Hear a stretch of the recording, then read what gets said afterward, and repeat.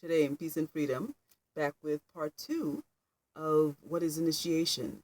In this video, I'd like to focus on the role of the initiate.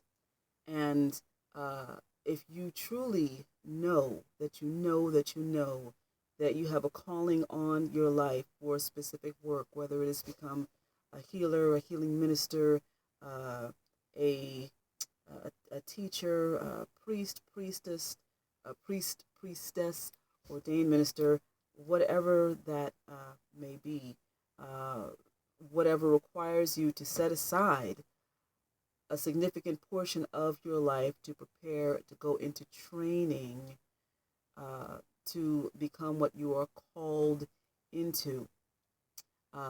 Listen, I speak a great deal.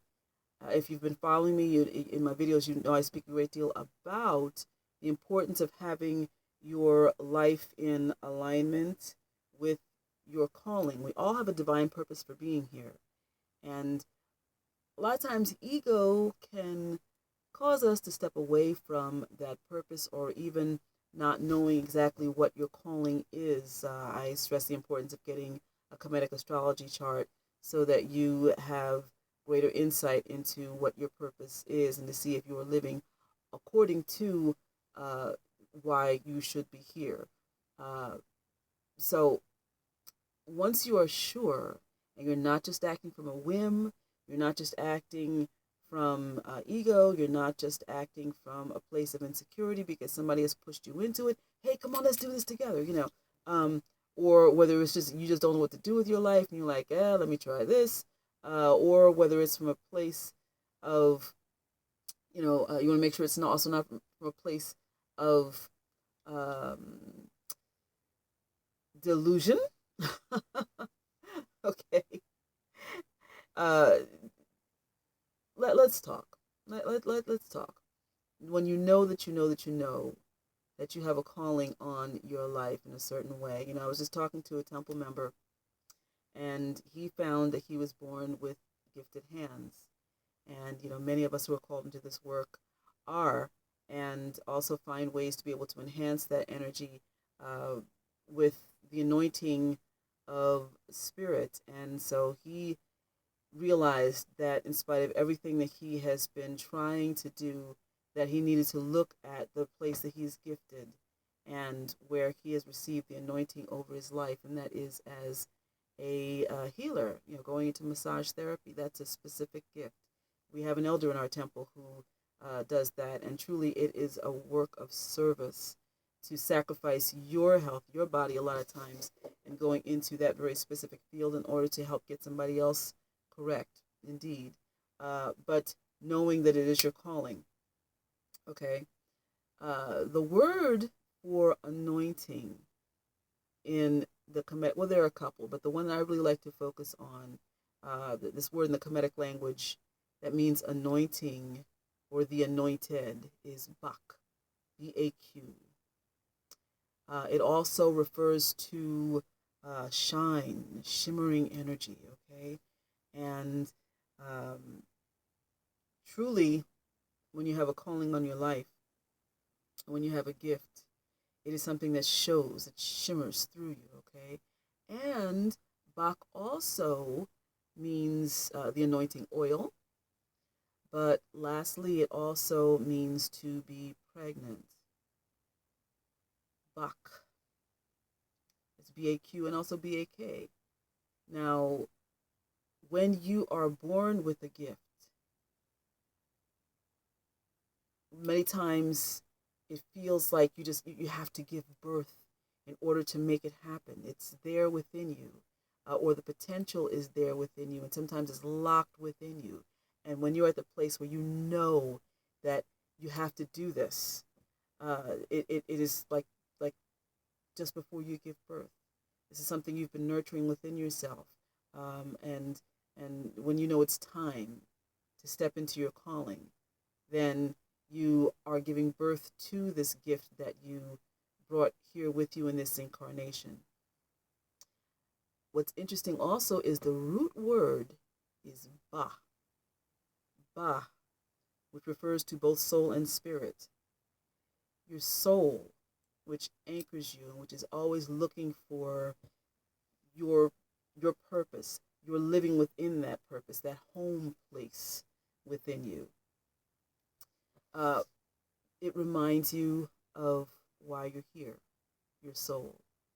Uh, some of the sages talk about having conversations with the soul. And it's important to listen to what your soul message is, because your soul will get you back on track. And even if you're kind of out of whack with your with your soul purpose, if you listen to your higher self through soul and spirit, through Ka, then you're able to tap into why you're here, and also open that space within you to allow your gift to become manifest in the world. Your higher self pulled in and connecting with the character of who you are, your soul essence, helps you to give birth to your divine purpose. Okay?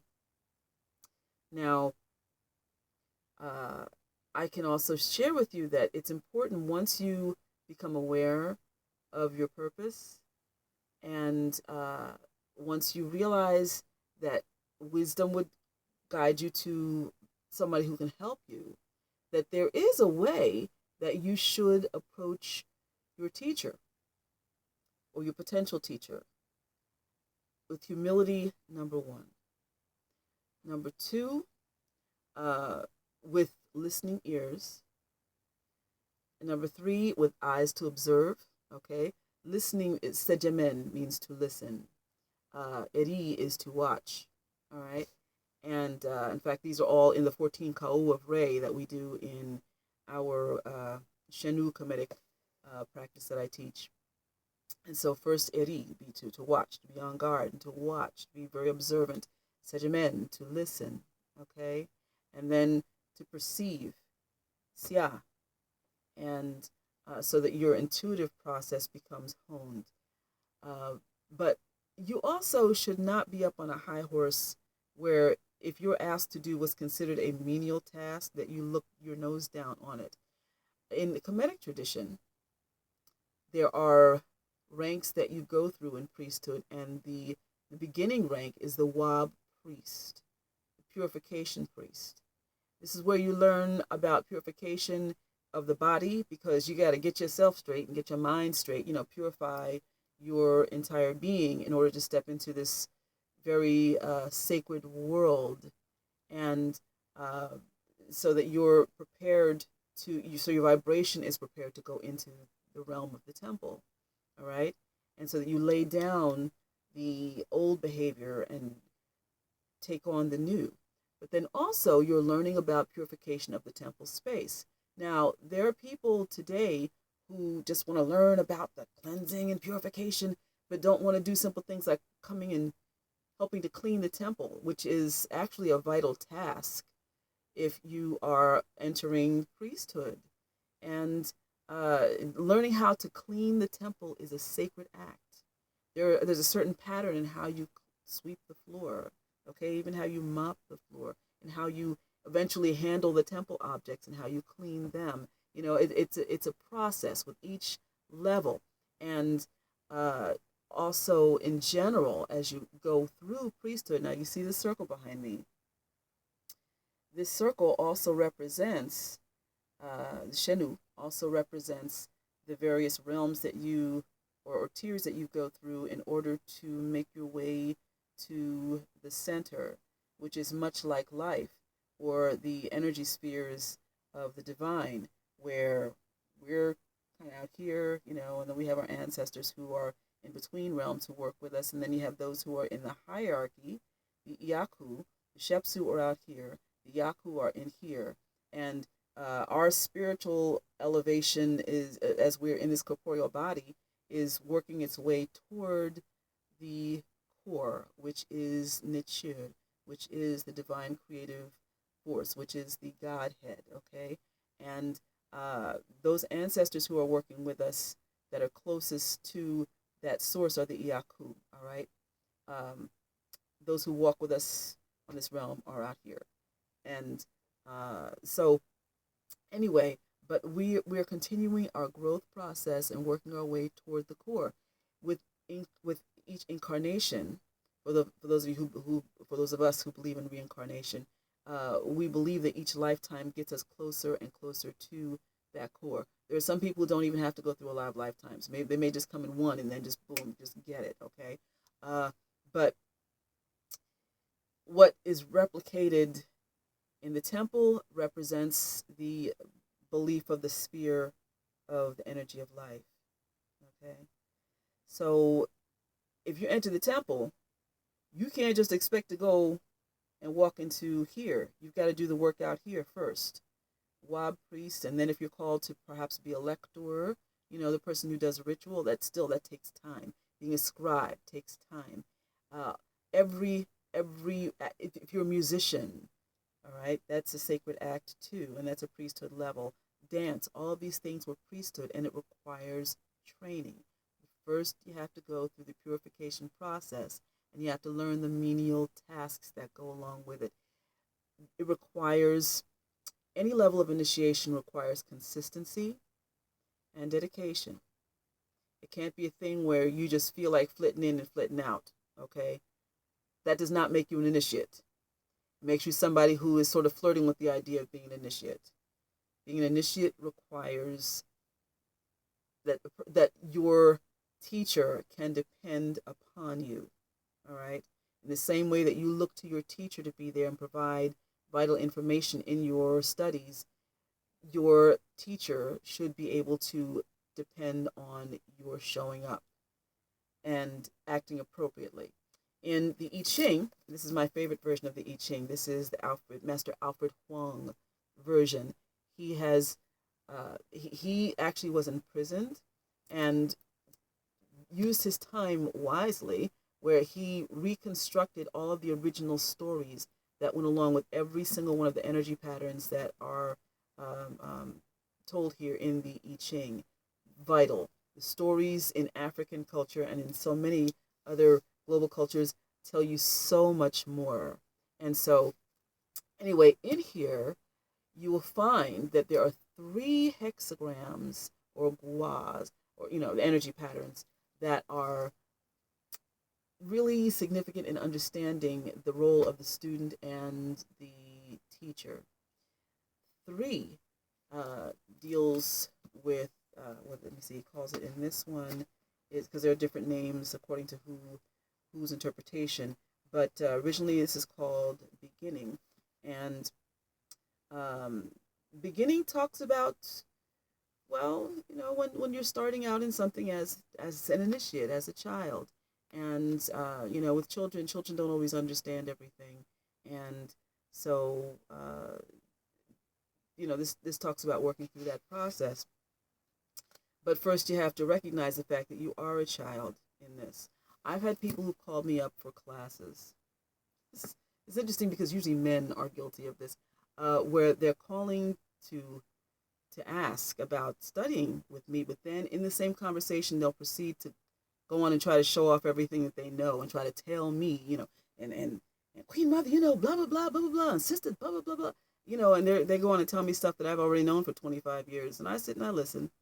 And then I point out to them, this is something that's very unusual. I have men who call me and try to prove to me and try to school me on things. It's not that I can't be schooled. I actually look for students who can school me on things, who can, because it's about sharing information and growing. But if you're just you're working from the assumption that I don't know, even though I've been in this for a long time. I've been a metaphysician for a long time. I've been a teacher for a long time. And so there's an arrogance that comes along with that. And trust me, that does not make you a desirable student at all. I don't like those students, and I don't take them. Okay. So that kind of student is talked about in 4, which is childhood. And, as you go through different levels of study and initiation, and you start feeling kind of good about yourself, you get a little knowledge under your belt, and you want to start showing it off. I mean, usually here's what happens in consciousness circles. People will pick up some information. Now they feel like it's their obligation to go out and tell everybody what they've learned, which is, first of all, like one of the worst things you could do, because if you're studying especially in a mystical system, then the main thing you need to do is learn how to keep your mouth shut, because not everybody needs to know, and this is privileged information, but people don't always think about that. They're just trying to, they feel they need to go and to school you, okay? And not respecting that, listen, people have the right to believe what they want to believe when it comes to life and spirituality and so forth, and trying to force it down somebody else's throat is really going against their rights. You wouldn't want someone doing the same thing to you. But the ego gets involved. And so then they'll try to counter their teacher. This happens also I've noticed after people get their unks, after they get initiated, whether in the water or receiving the unk, then people all of a sudden want to try to do the alpha dog thing. All right. And because now they've achieved and they know it all, and they become quite horrible. Ego just really takes over. After you're initiated, one of two things I've noticed happens. Either you become really humble, or you become a monster. Know it all, and there is actually a place within this law, the top line, that talks about how when you have a student who will not listen to you, they keep coming, they asking advice, they do what they want to do anyway, they don't pay attention to what you say, and then they're rude to you. You actually, as a teacher, have the right to just drop them. Yeah, because you're just wasting your time. And why should you consistently be disrespected? Mm, yeah. So, uh, here's what you. Oh yes, and the third one is the 25th gua, which is innocence, and it talks about having the innocence of a child. That keeps your intentions pure, and it makes it so much easier for you to build a really solid relationship with your teacher, because of the fact that you're approaching everything as if it's brand spanking new, just like a child. You know how a child has a wonder of so many things, and is in awe of so many things. For those of us who become adults and who submit ourselves to the initiation process, it means we've got to tap back into that place. That's why purification is all important, because the fact that you got to get all the gunk that you've learned from growing up in order to protect yourself from an ego standpoint, and because the fact that there are cruel people out there, very cruel people.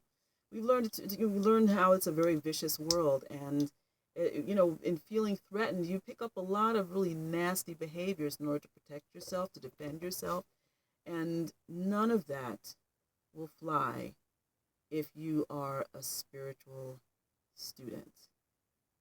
None of it. Because when you become a spiritual student, you are tapping back into this essence, your God self, that a lot of us have forgotten. And it's important to learn how to respect that part of yourself, to feel safe in tapping back in that part of yourself, surrounding yourself with other people who are going to hold that part of yourself sacred and remind you that that's who you are.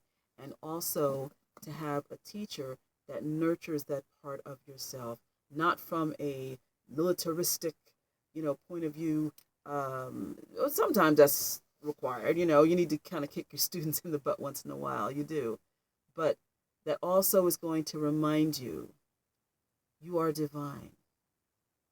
And I am going to help you live according to your purpose. If you have any further questions regarding this very sacred process of becoming an initiate and yielding, submitting yourself to a higher authority who can get you back in touch with that part of yourself that is of the higher authority, then feel free to contact me and know that I give you my love and support. Many blessings upon you. Shalom.